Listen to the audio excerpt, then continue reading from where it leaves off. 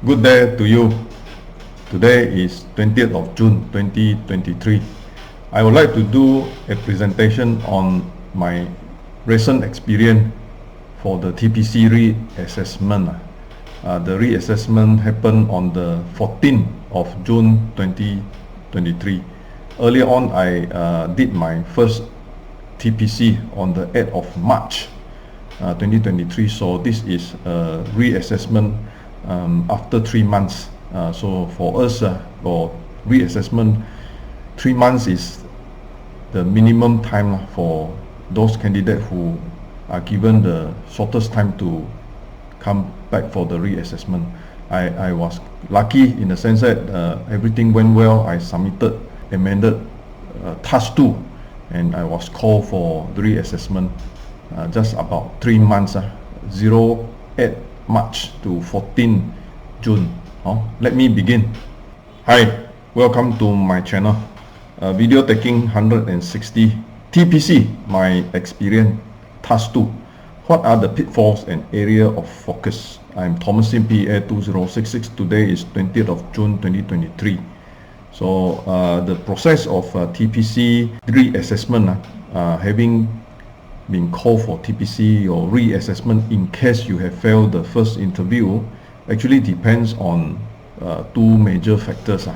First is your performance, your interview outcome in the first attempt, how you have convinced the interviewer that you are ready for the second interview or the reassessment. Some candidates are given soonest is 3 months, some candidates are given 6 months, and some are given longer than 6 months, depending on your first TPC. And the second major reason also depends on the readiness of the candidate to submit the amended task. So when the amended work, amended task 2 was not submitted, then therefore there is no calling for the reassessment. Right, let me continue. So we know that the part of the interview, the TPC, is the last process. So if you are from the degree mode, the diploma mode, or the certificate mode, you complete your training period and proceed to prepare for your task and therefore be called for the TPC. Of course, I have also met up with the candidates who went through the 10 years in the some which are exceptional. That means if you have 10 years of experience as a PEA or a PV, then the allowance is no need to do the task or the diary work. You need to only do the interview, the oral question and answer. So I went through the process of diary work, task 1 and task 2, and this particular presentation is focused on the task 2, which I find a lot of things may be beneficial as I learn to share with you all. Let me go in. So 14th of June 2023, I went back for the reassessment, and this is the building, UOA. If you have gone through my previous video recording, this is an old slide. I stayed at around KL Central area, took the KL Central LRT train station to go to Menara UOA. So let me show you some pictures. So we have a more relaxed time for showing some pictures before we go into the more technical part of the task 2.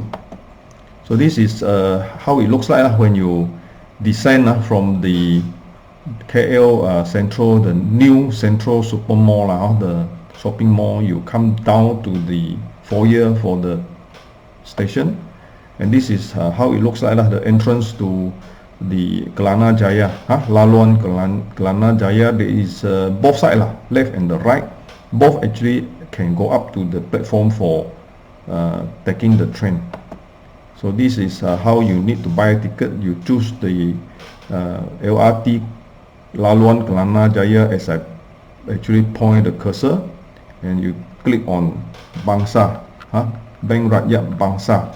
You pay ringgit and 10 cents if I'm not wrong. After that, you go to platform 2. Platform 2 taking the next station, which is Bangsar. So you go up the escalator, then you go to the platform, wait for the train, platform 2, going to Putra Heights direction. After that, I have actually taken the train, and you can see when I board the train arrived at 11:23, and I arrived at the Bangsar at 11:27. So it only took me 4 minutes from one station, LRT station at KL Central to the Bangsar LRT. So I descend, and you can see Menara UOA Bangsar Utama. So this is the entrance. Going there, shortly you will see that there is the entrance to the Menara UOA. So you have to take your escalator down and then enter this place. So this is Tower A. Go into, there is a counter. You need to give your IC for them to issue you a visitor card. So this is the visitor card. You go to this zone. Our board is at level 19. So when I arrive at the board, this is the lobby of the 19th floor. Go to the office, tell them you are here for TPC. They will guide you to the room at the end. So there is this room at the end.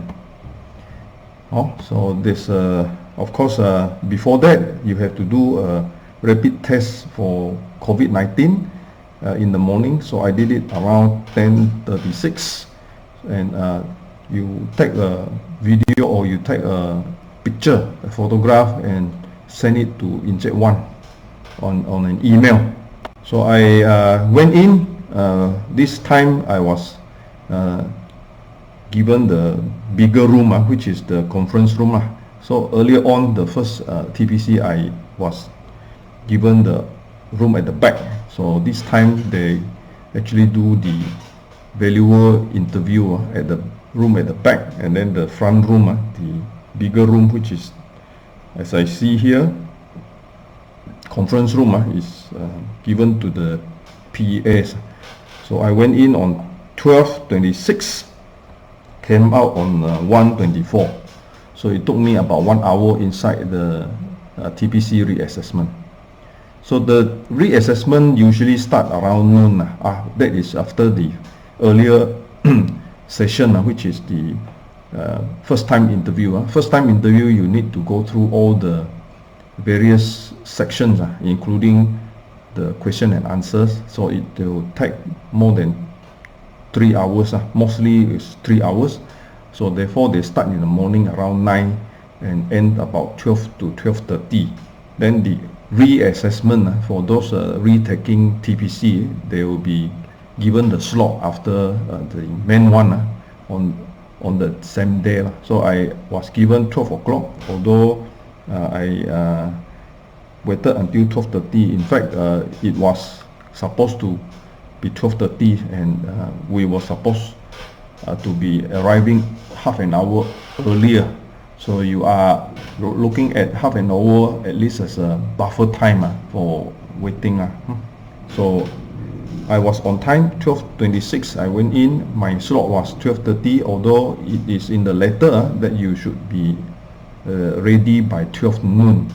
So the other two which came after me, they were allocated at 1 p.m. and 2 p.m. So 1 p.m. will go in at 1:30. The 2 p.m. candidate will go in at 2:30. So the buffer of half an hour each. So the thinking is you go in and you do the TPC while finishing all the examiners. They have about 15 to 20 minutes of discussion time, and doing their normal discussion to whether take a decision to pass the candidate or to fail the candidate. So that part is technical, and of course they are also allocated time for going to the restroom or taking some food, and timing is quite tight. So usually they would quickly finish off the interview.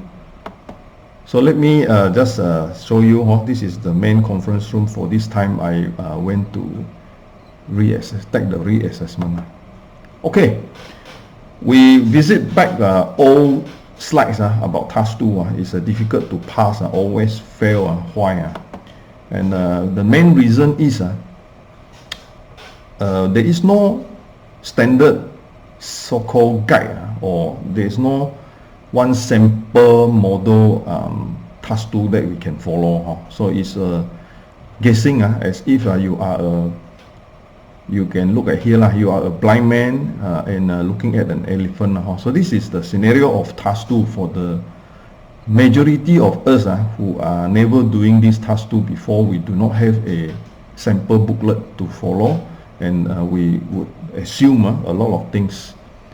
The other reason that I would say that a lot of people fail task 2 is because in sense that many in the West Malaysia especially, they follow a few standard sample. That means there is some PDF file that is flying around, and most of the candidates who are preparing for task 2 actually follow the similar format. And because they follow that similar format, they all appear to have made the similar type of mistake. So therefore, when they go to the interview, they will be asked probably similar type of question as well, and they're making similar type of mistake, making similar type of assumption, and therefore need to be re-amended or amended and re-amended, for the reason that committees and examiners find that some of these things keep on recurring. So when they fail one candidate because of that reason, in the subsequent candidate, they will see the same reason, they will also fail the candidate. So that is what I think is the reason of why task 2 has been always the problem, because task 2 nobody actually seen a standard of how it looks like, and most of us also tend to be imaginary, but because task 2 is imaginary, making our own assumptions, and at the end repeating the same issues or mistakes over and over again. So this is I guess one big major issue of you preparing for task 2 if you are preparing it following a sample. So be careful that you are preparing it on your own, guided by a sample, but not to 100% follow the sample. And task 2 is also important to look at the few areas of, I put it down as a format, or you can say it is compliance. You need to have those Appendix B signed by your supervisor attached. You have to have the letter of invitation letter from the developer for you to propose your marketing plan, and those are important. You need to check that it's signed and it is correctly done, and how you want to sell yourself to the developer, in what we are now commonly use the term called pitching. How are you going to pitch your value of delivery to the developer to win their project? Then of course that means that you have to show off your company, show off your track record, and tell them that how your company is going to help the project to market it. So this is the general expectation by the examiner. So this portion is actually a lot of it is compliance, also a lot of it is also expectation by the examiner that you have to do well here. So I will put a heavy weightage on this part to almost 30% of the work that you have to think of to do. Next is that the marketing side, you want to talk about what is the project and the marketing aspect. Later on I will go into more detail. This is just repeating the previous video sharing on the old slide. Later I will go into detail one by one. So this is about the strategy, your marketing effort to try and win the developer to give you the project. So of course they go into SWOT analysis, go into area of pricing, go into your ability to offer your added advantage. Why are the projects are under you successful? So you need to highlight lah. Of course, there are figures like gross development value, and how do you calculate, how do you actually justify your spending. Right, of course there are the third one, which is marketing material. I put it as sample of the marketing material, where developer actually already have their material, of course, but in the assumption that you are going to do marketing for the developer, how are you going to design the marketing material for the developer? So this part, traditionally in the task 2, is not really a lot of weightage on this part. However, in the real life setting, this part is actually important. So how much of effort that you put in, the examiner will really see from here. You can copy and paste those earlier ones. That means you can get a piece of work by others, and then you just copy everything from there. They can't tell because roughly about the same. But when it comes to material or project, then you cannot be copying the same project. So you have to work out your own project brochure, you've got to work out your own project billboards. So all those things the examiner can see from the attachment of all this work. So of course, compliance to MEAS, compliance to the special clauses that is in the circular, and I have put down here person responding to. So these are things that you need to really see and make sure it is in compliance, and attachment given of the sample of the marketing material. So I have newly added some on the 14th of June because I really remember that after the interview I got a few points, so I have included more into the current recording. Let me go through. So the part on the format of the letter to developer, this one I must say some people actually copy from the so-called sample task 2 that is circulating among friends. So they actually make mistake about the letterhead. Is it the E3, E2, E1 crest, the board crest? So if you see board crest, what is the number beneath the board crest? Is it the same as the company number, or is there a E number that the registered estate agent that own E number? So these are confusion among some in the sample circulating around.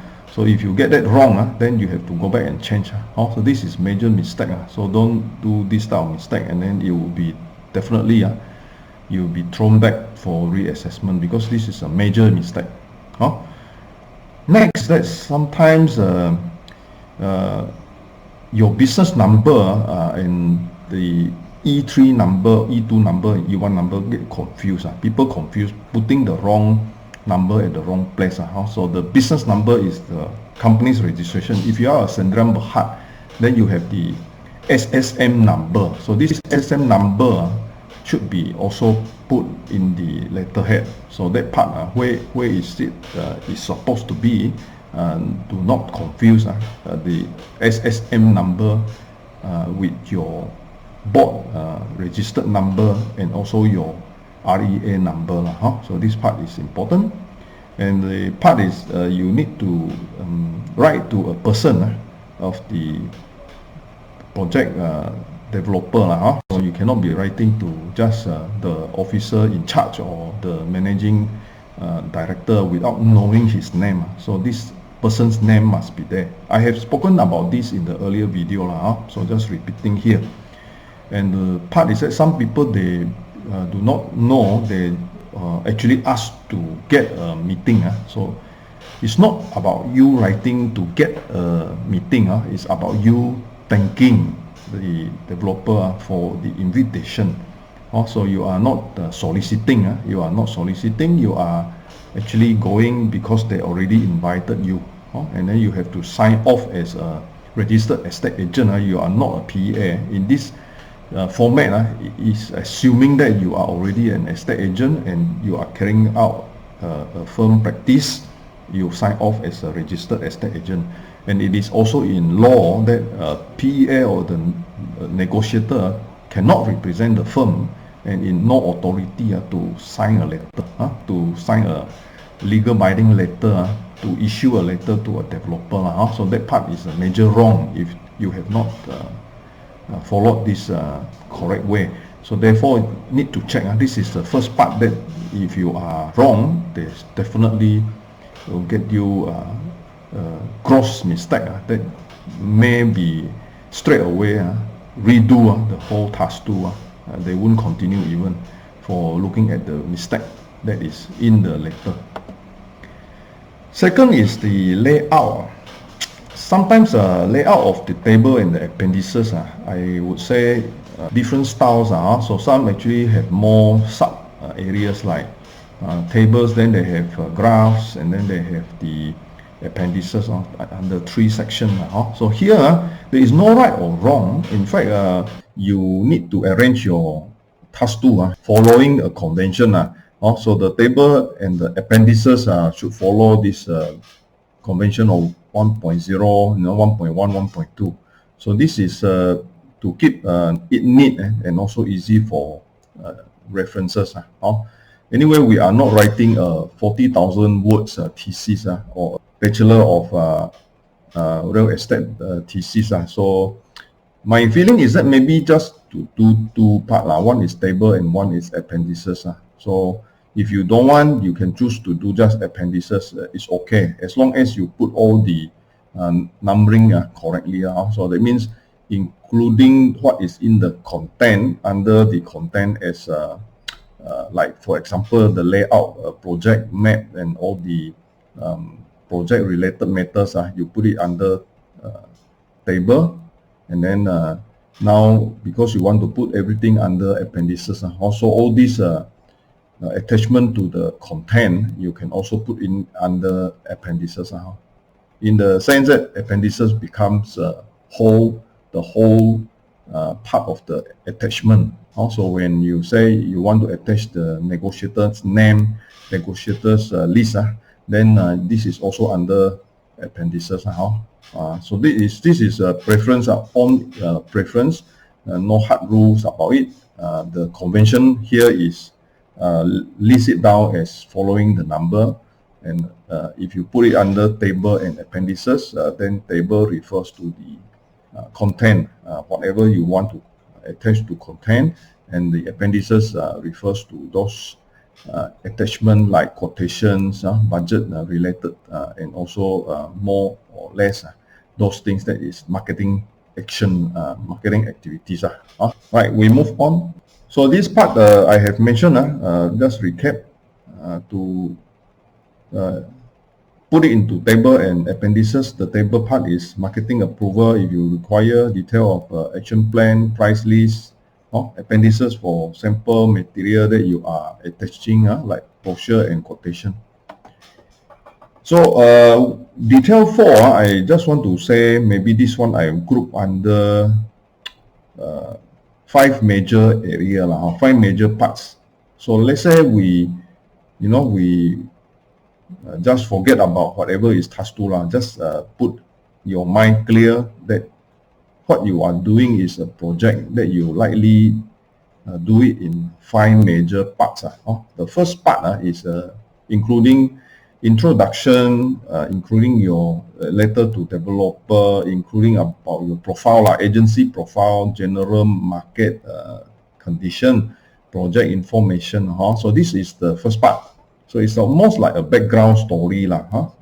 Second part is the name of the proposal, because you are doing a marketing proposal for a developer. So this second part is already the content, the main thing about your proposal. So it includes your marketing strategy, marketing plans, your action plans, and your tactic. How are you going to cover the project well?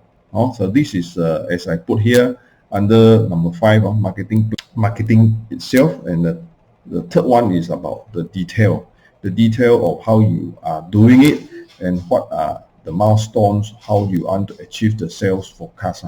So the fourth part is already coming to the budget. That means the main money part of how you spend the money to achieve the forecast.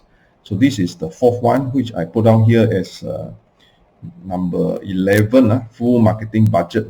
So full marketing budget is to me the fourth component of the whole write-up. Then the last one will be conclusion, including the engagement terms and all the how you get paid. So that part is the fifth one. So I repeat, easy to remember. There are 5 parts. First is the background information, introduction, company profile, how you're going to sell yourself as an agency to the developer. Then the second one will be the marketing strategy and the marketing analysis, like competitor analysis, how you're going to price the product or price the houses that you're going to sell. Then the third one is the actual action that you're going to do. The fourth one is the budget, how much money and where you're going to spend on. And number fifth one is the conclusion, as well as how you're going to get paid by the developer. So these are the 5 parts. So I put down here until 13, but you can subdivide even the smaller parts. Some of it is I omit putting it here.